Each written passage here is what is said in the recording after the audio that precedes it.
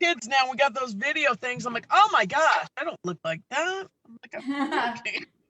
I'm so tired of having to look at myself to look at you.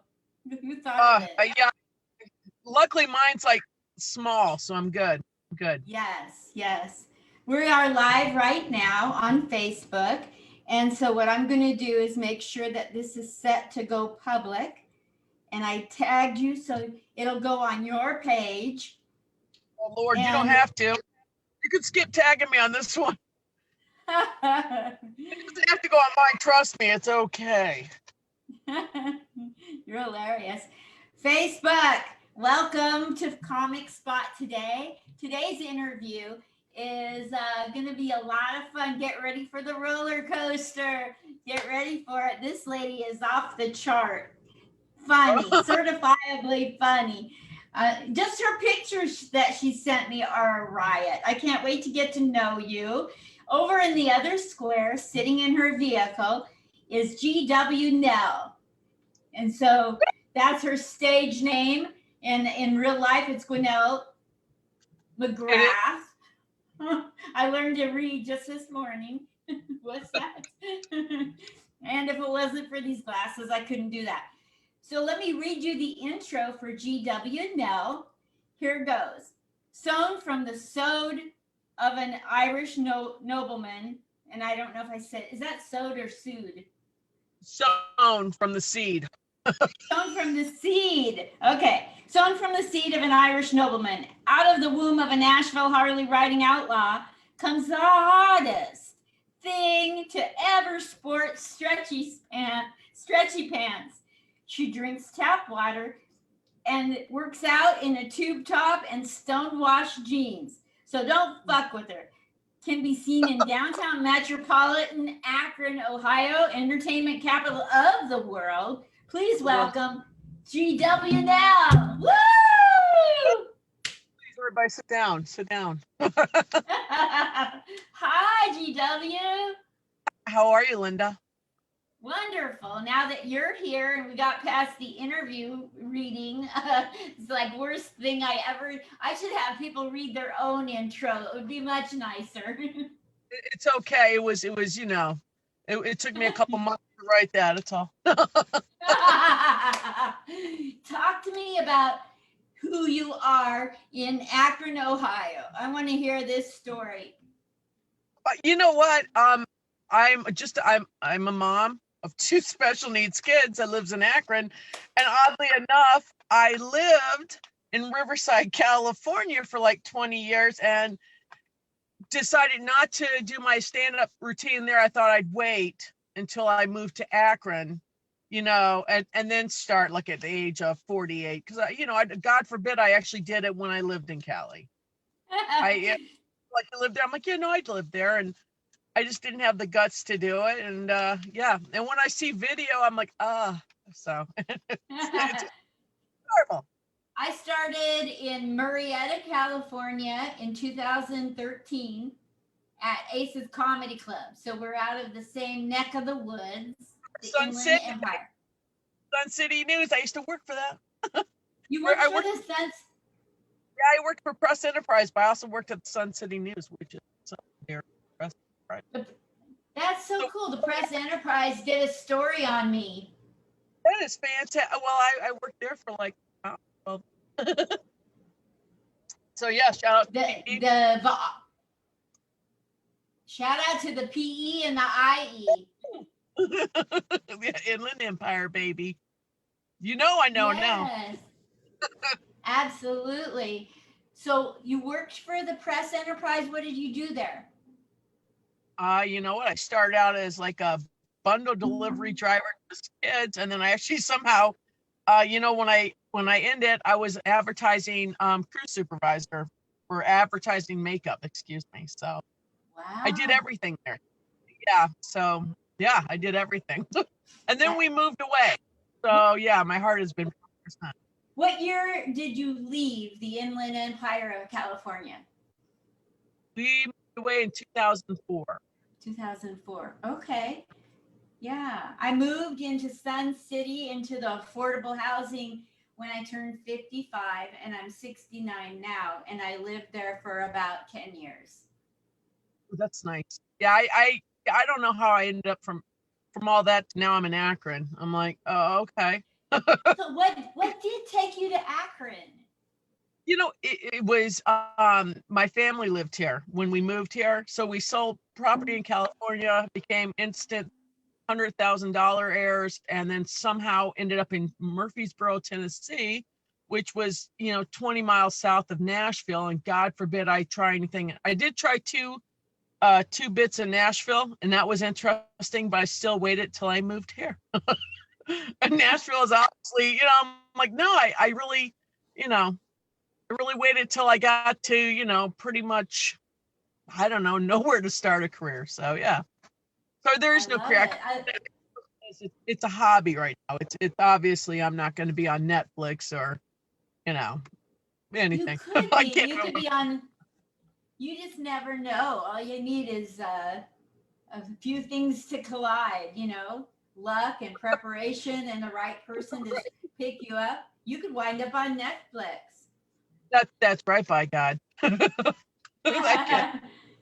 I haven't even Netflixed or chilled yet. Yeah, listen, I'm like on a Netflix, like maybe a payment plan. That's about as close as I can tell everybody. I'm on that look. I'm using my uncle's password. That's it. I'm on Netflix. Thanks to my neighbor. Shout out, Laura. Yeah, that's about it. That is about it. So yeah. I see you doing shows and things all over Akron on Zoom, right?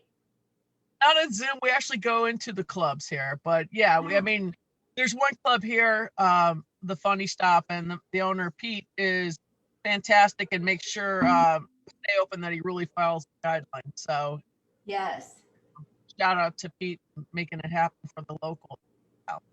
That's awesome. I see you there, and I go, that must be a really good club because you're promoting it. Do you work there? I've done shows there. I've never. I've been in the amateur contest now, I think probably for the last 25, 30 years. I've yet to ever win it.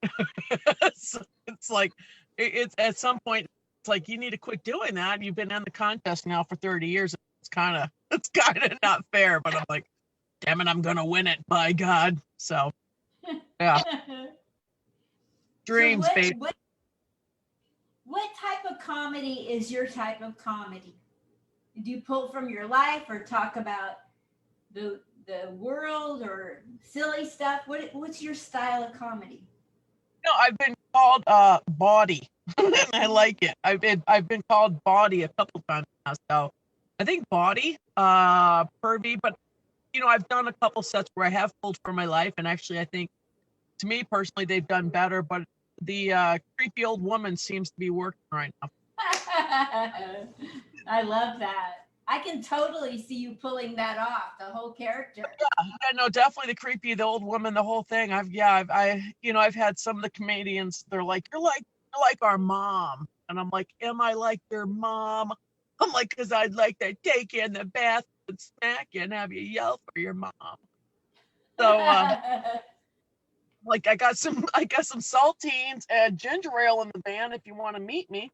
So yeah. That's cute. Yeah, thanks. It's perfect. It's a persona. It's like it's a being that you are on stage. Yeah, that's what people say. Like, you got a certain character, and I didn't realize I was actually doing a character. But to some extent, I am, because if I was me up there, I wouldn't be up there. I wouldn't be up there. So yeah. That's your Sasha Fierce. Sure. Yes. Exactly. That's her. So yeah, no, I like it though. It's a great, it's a fun hobby is what I have to keep in mind. It's a hobby, but it really isn't. I've heard other people say it's therapy. It really is in some goofy way. It's therapy. So it does help out. So let's go back to you growing up, G-Dub. Where did you grow up? Were you the youngest of 14 kids, or were you the only child, or something in between? In between. I was the baby of three of us. My dad married twice, so we were his second batch of kids. His first batch of kids were like book smart, and we always said like the second batch of us were like, you know, the fix your car and whatever. But I was the youngest. I'm the sweet baby. They had to stop after they had me. They knew they'd already hit the goal. So finally the right one. So yeah, but fat kid, alcoholic father. Pretty much you're the I think it's pretty much the prerequisite to be a stand-up comedian is you can't be like, oh, came from a wholesome family, everything was great. It's like no, but it took the humor from it. And but I aside of being a fat kid, I wouldn't have changed. So, but yeah. Yes. I was always the fattest, and I had an alcoholic father and mother. Oh gosh, yeah, I know So you I get it. got a double whammy on that one. No, I just had I had a little. My mom was like a little hillbilly that would knock you out if you gave her the stink eye. So I learned that from her. It's like, we weren't raised to back down from a fight. We were raised to go at it, and you better whip their ass. It's like, oh, okay. It's like, can we just hug? So what city did you grow up in? Remind me again. A lot of them, actually. I grew up, we lived in Florida. We were born in Michigan. We lived in Florida. We lived in California, Florida, back to Michigan, then back to California. And then it just seemed like we were always moving. Not really, but, more than the other kids. So, Yes. yeah, but California was always the favorite time, best. Except for now, What's that? I actually do like Ohio. It's actually, I mean, for affordable living and stuff, and the people are cool. So it's actually pretty good out here. Cold, Yeah. but it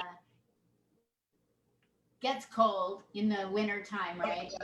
Yeah, definitely does. And in the summer, is it miserably sweaty hot?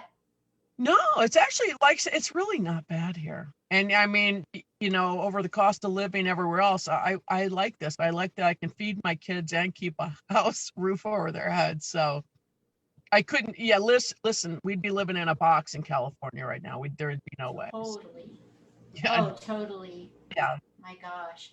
So yeah, so here you grew up kind of sort of all over, and at some point you wound up with children. So Yes. we skipped over a few things there. Do you want to fill in the blanks from that? They were immaculately conceived. Yes. Yes, well, because God said, second coming of Jesus is going to be mine. But no, I was married for 10 years. And then got divorced finally. We should have gotten divorced before we ever met. But and then, like I said, I had my two boys, and everybody's like, well, at least you can see out of your marriage you got two boys. And I'm like, honestly feel like my boys would have been somehow gifted to me no matter what, because they literally act like my oldest one looks like my dad, and my youngest one looks like my mom, and they're like 100% me. It's really weird. They're both like mini versions of me. So yeah, they would have been mine no matter what. So. But they're awesome. That? Very, so very you've cool. been a single mom. Yeah, for like 12 years now. So the boys are. I was a single mom. It's crazy, but it's not that bad. No. I feel like you do it. I'm like, it's like anybody else. Get up, give them a Mountain Dew, a Slim Jim, and say, go to school. I love you. But there's the school. Yeah. It's like, be quiet. Mama's trying to get you a stepdaddy. Shh. Can't get you one. Y'all get hard. So where in your life did you start becoming funny, and who encouraged you to be funny or discouraged in some cases? I think I've always been funny. That's open for debate. But it just seems like I feel like I was born that way. If you ask my brother and sister, they would tell you no, I wasn't funny. My brother would still tell you I'm not funny. But It's just lifestyle. I think it's all how you handle it, and then you coming from the same background. You know how it is. It's either you find humor out of it, or you don't, and you find yourself in, probably in prison. So it's kind of how you feel. So, and like I said, I Yes. would have things, but I like my personality. So Yeah. yeah, The speaker keeps going out. So I keep trying to hear what you're saying. So pardon me if I don't get every word, but I think people can fill in the blanks of what you're saying anyway. So don't worry about it. So when was that moment when you said, what made you? I know you started later in life like I did, but what was the catalyst that got you to go on stage? I know what mine was.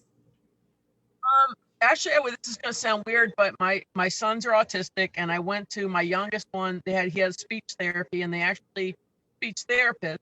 And the company that ran it actually asked me to do a speech, if I would, at their Christmas party, kind of, letting everybody know what it's like to have autistic kids, so forth. And I was like, oh, okay, I've never spoken in front of anybody, and it was weird because I don't, honest to God, don't know what I said.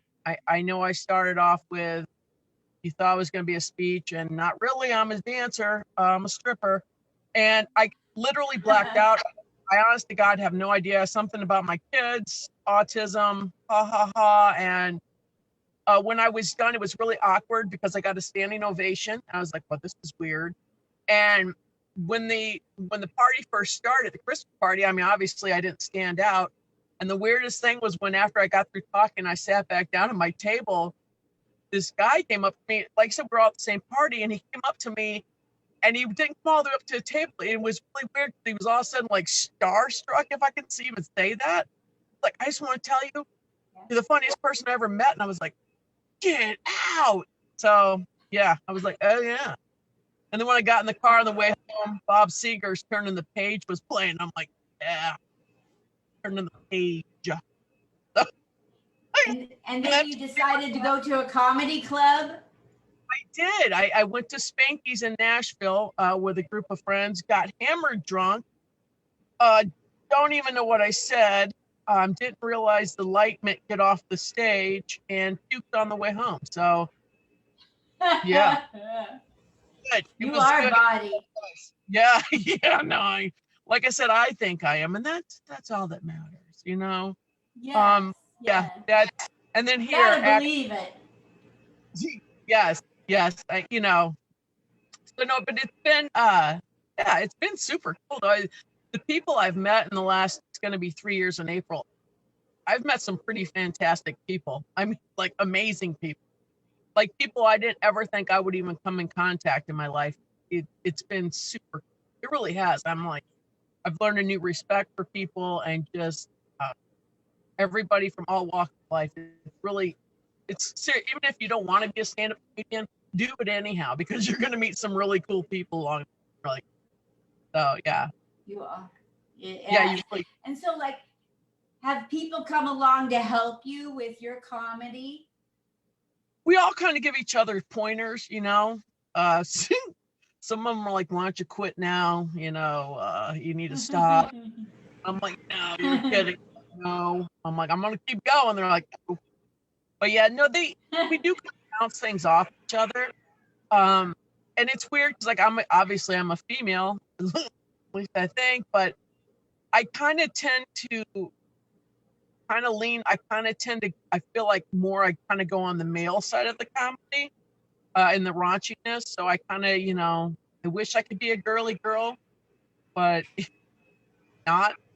I'm more like, yeah, I love it. more, yeah. I'm more like a sailor kind of chick, You know who you are and you don't struggle with it. Like, I can tell that it's just who you are. You are on stage who you are in life. That's what I'm getting from you. Yeah, I wish I was different though. I wish I was a girly girl who was shy. That would be, seriously, that would be the coolest thing ever. And I'm not. And I'm actually jealous. You can imagine shy, really feminine ladies. I'm like, I want to be like that. I want to have voice, and I don't. I'm more like, come on, let's arm wrestle, you know, I wrestle think you, that, baby. So have you yeah, talked about that on stage, how you're jealous of the shy? no, but I have talked with it to my counselor, and she's like, work. I know I haven't, and I actually have talked. There is like some like it's really weird. I have talked to some of the other comedians. I'm like, it's like other female comedians. It's almost like I get jealous of like comedy is my boyfriend, so to speak. And I'm like, how dare you get up on him and touch his mic? He belongs to me. And it's like, okay, it is. But no, it really is like comedy is my boyfriend, and he's abusive sometimes. Totally. So up and down. Right. Yeah, sometimes he can be kind, sometimes he can be really mean to me. So Yes. yeah. So I think it would be funny if in the middle of your set you found somebody you could tell was shy in the audience and say, I don't, I'm really out there. I'm Bawdy. I'm more like a guy, a sailor, if you will. And then I see a lady, this lady right here. You're so shy. I'm so jealous of you. Do you understand what I'm suffering through? I look at you and I want to be like you. I can't do it. You do that. I'll just be a little. Actually, I kind of flirt with their boyfriends and let them know that they're gonna lose their men to this, and they usually know. They know. They see tigress in me, and they know to back down. They know. I can tell that. I can feel. I can almost smell their threat. Their intimidation. So they all know. Yeah, I can smell it. Yeah, they can tell. Yeah. But Yeah, so what do you have in store for your goals in comedy and in life? You're raising two boys, special needs. You've gone through the pandemic for the first time in your life. And right. now we're about to think about coming out of the pandemic. How did the pandemic make you a better mom, a better comedian, a better human?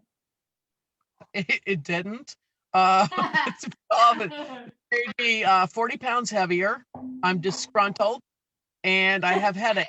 So that's pretty much what it's made me. It's angry. An angry, fatter, middle-aged woman that just but yeah, that's pretty much what I learned from it, is that um that any excuse not to work out works for me, and masks are cool for hiding my double chins. That's what I've learned. That's about it. And my children, I love them, and yes, I've learned to hide the knives and weapons from my own self. It's like, hide them. Okay, so let's get serious about being a single mother for two special needs boys for a minute. Mm-hmm. Can we touch on that as much as you'd like? Sure. It's one of those I don't normally touch on. I just kind of go. But yeah, no, it can be rough. So I'm sorry. Go ahead. Well, I just want to give you a huge congratulations for being a mother of special needs boys as a single mother. I mean, I had a daughter that cried herself to sleep every night. So in a way, special need, Right. but not in the same way that you mean it, but seriously sad and depressed all the time, not knowing her dad. Oh God. Yeah. Listen, people say to me all the time, how do you do it? And I just say, lots of Xanax, Now it's Jack hard. just stay boozed and drugged up, and boom, it's cool. No, it's not that hard. It really isn't. And people go, how do you do it? I'm like, well, they're my kids. So, Like I've you do tried. it with love. Like if you do it with love, it's easy. And that's what I've said. I've tried dropping them off at the fire station, and they're 16 and 18 now. So they're able to say their name, and then they find me, and I'm like, not mine. But it's really not, it's not as hard as people think. They're your kids. I think they're cool and groovy. I'm like, you guys are awesome. So you just have to, with special needs, be ready to fist fight anybody in the public at any given time. So Absolutely. that's basically is walk out like a big bulldog. I'm like, let's go to the store. And then we go to the store, and so that's it. That's honestly it. Nothing different from any other. Yeah.